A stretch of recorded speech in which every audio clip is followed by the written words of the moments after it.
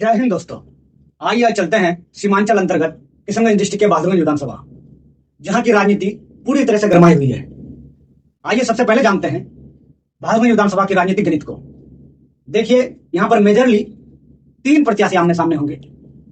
एक एनडीए के सामूहिक प्रत्याशी होंगे, दूसरे प्रत्याशी होंगे इंडिया गठबंधन से। बहुत मुमकिन है कि जनाब अंजार नईमी साहब इंडिया गठबंधन की तरफ से होंगे। तीसरे और सबसे रोमांचक प्रत्याशी होंगे AIMIM के जनाब तौसीफ आलम साहब, जो 3 बार से ज्यादा MLA रह चुके हैं, जो धनबल से लेकर बाहुबल से लेस हैं। तौसीफ आलम साहब के जो सपोर्टर हैं वो कहते हैं कि तौसीफ साहब की जो रॉबिनहुड वाली छवि है उससे लोग काफी प्रभावित होते हैं। जैसे किसी गरीब बेटी की शादी कराने के से लेकर हो, या फिर किसी गरीब बाप के इलाज कराने के मसले में हो, या फिर किसी गरीब मजलूम को इंसाफ दिलाने के लिए पंचायत से लेकर थाने तक लड़ाई लड़ने की हो, इन सब मुद्दों में वो हमेशा शांत रहते हैं। इन सब के तर तौसीफ आलम साहब के लिए उनकी पार्टी उनके लिए प्लस पॉइंट बन जाती है।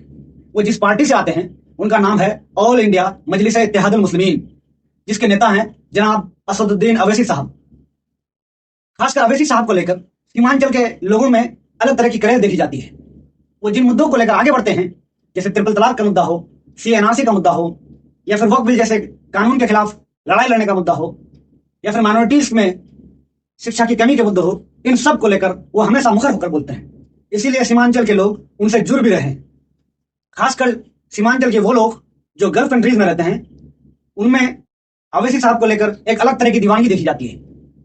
ऐसा नहीं है कि तौसीफ आलम साहब के जो विरोधी हैं वो काउंटर अटैक नहीं करते हैं। वो कहते हैं कि तौसीफ आलम साहब एक कम तालीम याफ्ता और एक ऐसे कैंडिडेट हैं जो विधानसभा में कभी अपने क्षेत्र के लिए सवाल पूछते हुए नहीं देखे जाते हैं। था सिर्फ मुझे नहीं, पूरे बहादुरगंज के आवाम को इसकी तकलीफ है।